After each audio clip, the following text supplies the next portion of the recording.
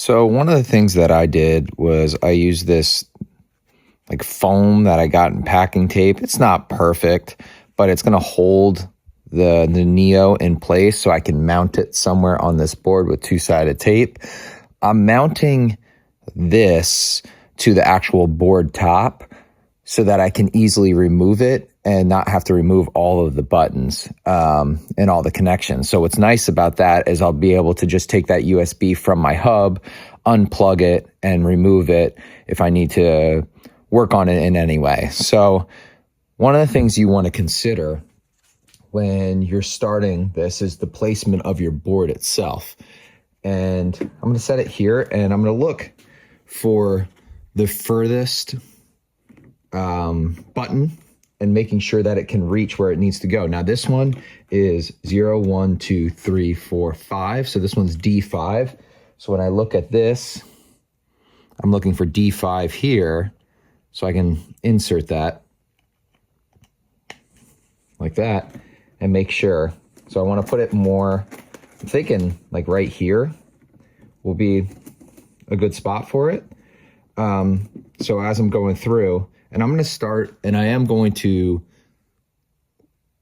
manage these wires. Then I have some zip ties. I have these 3M cable hooks that I'm going to put in after the fact. I may have to like spend some time here, and I do recommend spending time on the management piece of this. I'm not going to show you all of this, so you guys will get incredibly bored as I spend 20 minutes on just managing these wires. But all I'm going to do is put that to where I think it's going to go. Now, keeping in mind that this is, I could reverse it, but the Neo, if I'm thinking about this, the Neo is going to go right to the iPad, so it's going to come over here. So when this flips, it's actually going to be facing this way. So I do want it to face like this. Now, I could have it like this too. So I also want to keep that in mind with my USB here, that I'm having it, plugging that in, and then it can reach the edges. So when I go like this, that's probably more what it has to do, just like that. But I'm not going to fasten this until the very end. So I'm going to go through. Now it's important that you remember, like this one right here, it's already getting all tangled. This is why cable management's important. Right now, there's really nothing I can do. All right, so I could take this one, and this is going to D0. So the D0 is right here, and I'm just going to put that in. You'll hear it click in like that. All right, the next one is going to D1, and so on. So like I said, D0, D1, 2, 3, 4, 5, 6, 7, 8, 9, 10, and D11. So you can see that you do have, I believe it's 19 inputs, and here I'm using 16 of them. So I'm utilizing a lot of these, and actually, I'm sorry, 18, because I'm using 2 on the side here. So I'm getting a lot out of this small, tiny Arduino board. So what I'm going to do now is I'm going to pause this video and do some editing magic again. And I am just going to wire this up and then hopefully clean up the wires. And when we get back, I'll show you what I did, explain what I did, and then we're going to hook up the RGB buttons. Sound good? All right. I wanted to pause real quick. What I ended up doing here is there was just too many cables. So I actually took all the cables off the top row or my second row here, so that I'm just going to work with the bottom row, get that nice and organized, and then put on the top. To take these off, this took me a while. Thanks, Adam, for showing me. But there's like this little, it's hard to see there because it's not focusing, but it's this little tab. You kind of just push in on your finger, push that tab in, and you can pull it off. Sometimes I find that I have to like lightly wiggle it back and forth to pull it off. So if it's on here, you know, like right like that, So now this one's not coming off. So then I just wiggle it back and forth a little bit and it does come off. Don't just yank it. That's what I was doing. I was like, why isn't this coming off? And again, shout out to Adam for helping me with that. I was a little bit terminal illiterate, if that's a phrase, before doing this project. So again, I'm going to get back to wiring this, but I wanted to show you that it might make sense to do one row at a time and keep that second row clean. And then after you have this and we're gonna wire it up, I'll bring it back, the video back in before I put on the second row so you can see what I did. All right, so we have the first row in and it's somewhat neat.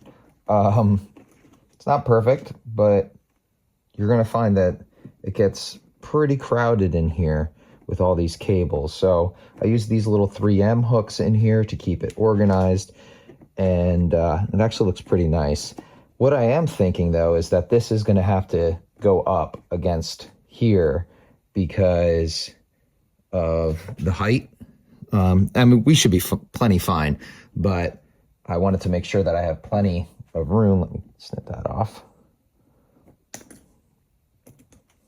Of room. So what I'm gonna do now is I'm gonna wire up these guys and manage this. So again, D0, 1, 2, 3, 4, 5, and I'm starting with 6 over here. So 6 is right here. So I'm gonna take this one to here, okay? Let's do a time lapse on this.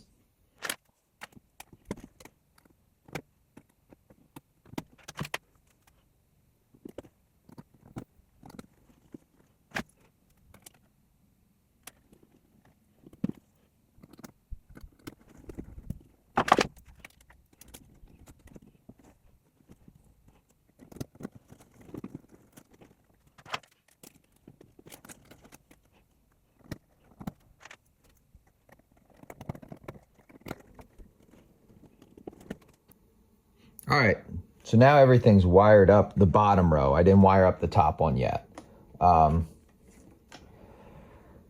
So I've got to figure out how I'm going to tackle this. Maybe putting these guys, coupling them up right here and coming up with a way. I might have to unplug them and maybe do like a one wrapper. Actually, I don't have to unplug. I can do something like that to get them to be somewhat organized. All right, well, let's see what I do. Okay, so I have it organized, and as I'm doing this, I'm like, man, this is looking really nice. And then I thought, geez, I really sure hope I don't ever have to troubleshoot, because trying to find the wires that go from one to the other and undoing all these zip ties is gonna kind of suck. So just something to consider. It may look nice and organized, and that's fine. This is pretty foolproof. I've done, like I said, my previous board, but even this one I had hooked up to do like a dry run just to make sure everything was working, and it works right away. So I'm not overly concerned with that, but it's just something to consider if it's the first time you're building your board and you're just wondering, well, maybe you should do a dry run first. Don't worry about all this cable management, and really just focus on, is it working when I connect all the buttons, and then go back and do the cable management. I probably should have done that on this, but we're going to take a chance and we'll see what happens when I flip this thing over. So the last thing we have to do here for just the button purpose, the MIDI buttons, is connect our RGB buttons.